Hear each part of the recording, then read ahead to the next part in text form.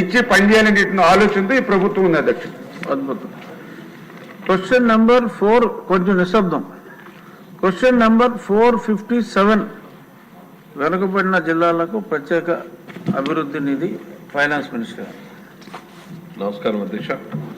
ప్రత్యేక అభివృద్ధి ప్యాకేజీ కింద అవిభాజ్య 7 వెనుకబడిన జిల్లాలు అనగా శ్రీకాకుళం, విజయనగరం, విశాఖపట్నం, చిత్తూరు, వైఎస్ఆర్ కడప, అనంతపురం, కర్నూలు జిల్లాలు ఒక్కొక్క దానికి 2014 నుండి ఇప్పటి వరకు 250 కోట్ల మొత్తాన్ని విడుదల చేయడం జరిగింది అధ్యక్ష.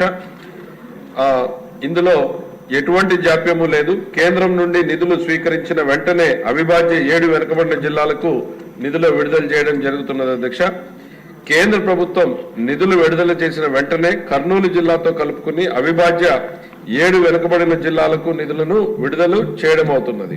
ప్రత్యేక అభివృద్ధి ప్యాకేజీ కింద ఆదోని నియోజకవర్గానికి ఆమోదం ఆధారంగా కర్నూలు జిల్లా కలెక్టర్ పనులను మంజూరు చేసి అవసరమైన నిధులను విడుదల చేయొచ్చు అధ్యక్ష. వాల్మీకి పార్థసారథి గారు. నమస్కారం సార్. ఇక్కడ 1 మినిట్, ఇక్కడ నేను 3-4 పిలుస్తా. ఏమిటంటే ఆన్సర్ ఈస్ వెరీ క్లియర్. మీ ఊరి పేర్లు చెప్పుకుంటామే ఇక్కడ ఉంటుంది. సో అందుకని బీ వెరీ బ్రీఫ్. వేస్తాను, నేను ఓన్లీ ప్రశ్నలే వేస్తాను అధ్యక్ష. ఇప్పుడు ఆంధ్రప్రదేశ్ పునర్విభజన చట్టం మనకు 2 ప్రొవిజన్స్ ఇస్తుంది అధ్యక్ష. అది నిజమా కాదా చెప్పాలి మంత్రి గారు. ఒకటి సెక్షన్ 46/2, 46/3లో ఏమవుతుంటే అత్యంత వెనుకబడినటువంటి జిల్లాలు కర్నూలు, అనంతపూర్, చిత్తూరు, కడప, శ్రీకాకుళం, విజయనగరం, విశాఖపట్నం, ప్రకాశం జిల్లాలకి 50 కోట్ల రూపాయలు సంవత్సరానికి చెప్పిన 350 కోట్ల రూపాయలు ప్రతి సంవత్సరము కూడా కేంద్ర ప్రభుత్వం విడుదల చేస్తా వచ్చింది. నిజమా కాదా అని చెప్పాలి అధ్యక్ష. రెండవది, దీంట్లో పంచాయతీ రోడ్లు, తాగునీరు, బోర్వెల్స్, నీటిపారుదల లేదా ఎమర్జెన్సీ వర్కులు చేసుకునే ప్రొవిజన్ ఉందా లేదా అని అడుగుతున్నాను అధ్యక్ష. దీని ప్రకారంగా నేను ఇక్కడ కోట్ చేస్తా ఉన్నాను అధ్యక్ష.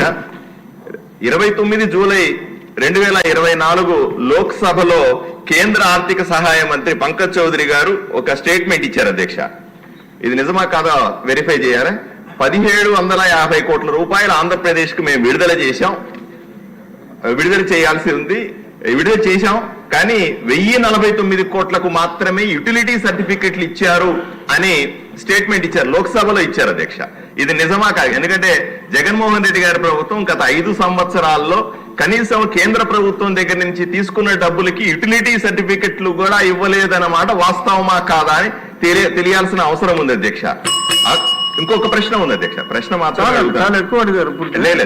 రెండవ ప్రొవిజన్ లో ఇంకో ప్రొవిజన్ అధ్యక్ష, సెక్షన్ 94 ఇండస్ట్రీస్ ఒకే దీంట్లో ప్రశ్న అడుగుతున్నా అధ్యక్ష. దాంట్లో లేదు సార్, ప్రశ్న మాత్రమే అడుగుతాను అధ్యక్ష. దీంట్లో 94/1లో వెనుకబడిన జిల్లాల్లో ఇండస్ట్రియల్ పరిశ్రమలు ఏర్పాటు చేస్తే 15% అలవెన్స్ ఇవ్వాల బ్యాక్వర్డ్ రీజన్స్ అనే ప్రొవిజన్ కూడా ఉంది. గత 5 సంవత్సరాల్లో జగన్మోహన్ రెడ్డి ప్రభుత్వంలో ఒక్క పరిశ్రమకు కూడా ఇటువంటి అలవెన్స్ రాలేదు అధ్యక్ష. అట్లాంటివి ఏమైనా వచ్చినాయా అని మంత్రి గారిని అడుగుతా ఉన్నాను అధ్యక్ష. ఇటువంటివి మీరు మీ ప్రశ్నలో వేస్తే బాగుంటుంది ఒరిజినల్ గా.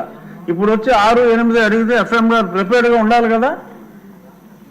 సరే, బోనేల విజయచంద్ర గారు. మంత్రి గారు అన్ని ఒకేసారి మీరు నోట్ చేసుకుంటే బెటర్ సార్. నమస్కారం అధ్యక్ష.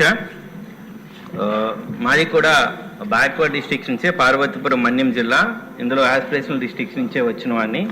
అయితే అధ్యక్ష, మనకిచ్చే మౌలిక వసతుల అభివృద్ధిలో roads, water, electricity and medical facility, education institutions ఉంటాయి అధ్యక్ష.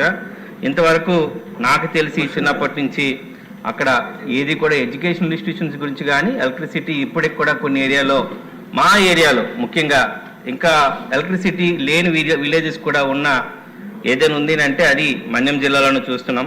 అయితే ముఖ్యంగా నేను అడిగే క్వశ్చన్ ఏంటంటే, మనకు వచ్చే ఆస్పిరేషనల్ డిస్ట్రిక్ట్ ప్రోగ్రామ్ ద్వారా ఉపాధి సృష్టి ఎంతవరకు, అంటే ఇంతవరకు ఎంప్లాయ్మెంట్ ఎంతవరకు క్రియేట్ చేయగలిగాము?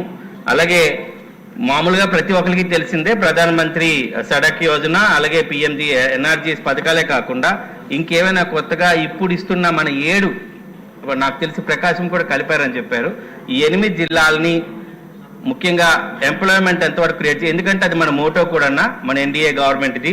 దీని ద్వారా ఎంప్లాయ్మెంట్ జనరేషన్ కోసం ఏం చేయగలుగుతున్నాం, అలాగే ఈ డిస్ట్రిక్ట్స్ లో socio economic environment data survey ఏమైనా చేపించామా, దాన్ని బట్టి ఈ 8 డిస్ట్రిక్ట్ లో ఏదానికి ప్రయారిటీ ఇవ్వాలనేది నేను మీ ద్వారా మంత్రి గారికి తెలియజేసుకుంటున్నాను.